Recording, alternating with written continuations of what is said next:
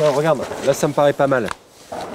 Donc tu te rappelles où on en est? On a fait du feu, on a construit notre abri, on a collecté de l'eau.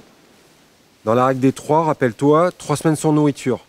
On n'est pas particulièrement pressé, mais en situation de survie, situation inédite, on va essayer d'anticiper.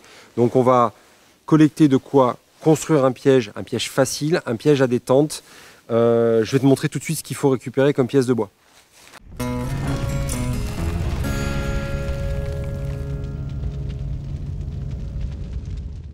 Il nous faudra 5 pièces, 3 épieux, une barre de maintien, une détente et une petite pièce à ressort que je te montrerai quand on mettra en œuvre. Donc ça, il nous faudra 2 fourches comme ceci.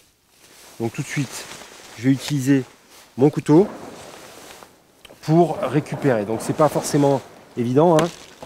Hop.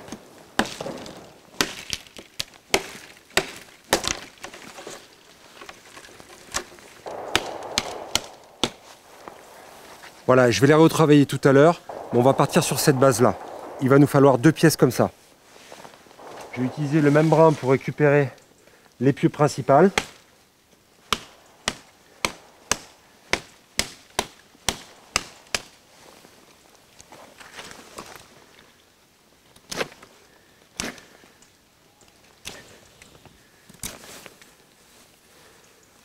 Donc, 2 pièces comme celle-ci, une pièce comme celle-ci. Donc là, il me manque une pièce, c'est la détente. Tu vois, je bande un petit peu ma pièce de bois, je vais mettre un coup, ça coupe net. Je vais la retravailler ici. Et je vais utiliser la petite chute pour mon ressort dont j'aurai besoin tout à l'heure. Voilà. Petite pièce, nickel. J'en profite pour te dire, règle de sécurité, un couteau, soit il serre, soit il est à l'étui. Regarde celle-là. On revient sur l'endroit où on a été recueillir de l'eau tout à l'heure. C'est un environnement qui n'est pas inintéressant. On a des arbres souples qui vont nous permettre de créer une détente. On a le point d'eau qui permet aux bêtes de boire. Et puis on va pouvoir faire un camouflage assez fin. J'en profite pour te rappeler une règle essentielle. Il est interdit de piéger en France. Il faut faire appel à des piégeurs agréés. On parle bien d'une situation inédite, une situation de survie. Dans ce cas-là, tu peux envisager de mettre des pièges en œuvre. Voilà, on va mettre en place le piège. Donc je te rappelle, 2 épieux avec une petite fourche, un retour. On va le mettre en place à peu près ici. Le second, bien penser à ce que l'écartement entre les 2 pièces soit suffisant, comme ceci, pour venir. Tu vas comprendre dans la foulée.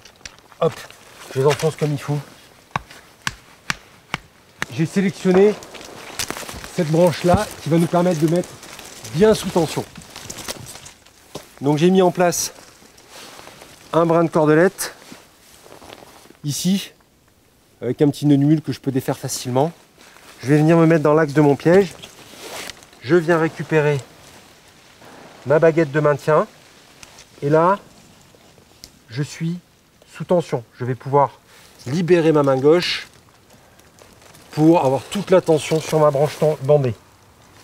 Ensuite, ici, donc c'est ce que j'ai appelé le ressort tout à l'heure, cette petite pièce de bois, je vais venir la caler avec ma détente qui va venir sur le 3e petit épieu, comme ceci. Voilà. Ensuite, il faudra travailler de façon très fine, de façon à ce que cette barre-là soit en rupture, de façon à ce que, à la moindre picore, au moindre patte, au moindre poids sur cette baguette-là, la détente puisse se mettre en œuvre. Donc j'ai le collet que j'ai solidarisé au ressort que je viens mettre en place comme ceci. Ok, donc ici on a bien notre lacet sous tension qui vient sur la petite pièce ressort, au-dessous de la barre de maintien. Solidarisé au ressort, ici notre collet, et dessous la pièce de détente qui tient entre les 3 épieux. Donc là maintenant il va falloir placer l'appât sur la détente. Donc la bête s'avance, bien titiller l'appât et prise au piège. Voilà, maintenant ce qu'il nous reste à faire, c'est poser le piège. On est en fin de journée, on viendra le relever à l'aube. Maintenant que tu es bien en place dans ton abri, que tu as bu quelque chose de chaud, Il faut que tu penses à alimenter ton feu cette nuit, que tu penses à couvrir ta tête. Et demain matin, on ira relever les pièges à la première heure. S'il y a le moins de problèmes, je suis juste à côté dans mon hamac.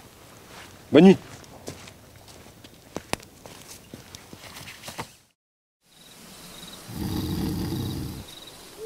Je te l'avais dit, le gibier piégé, dégusté comme ça sur le terrain, ça n'a pas de prix. Ah, du sanglier, du poulet, punaise que j'ai faim.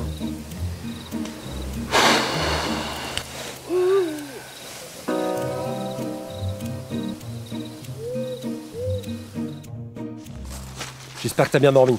On profite de l'aube pour aller relever les pièges. Bon. Échec, ça marche pas à tous les coups.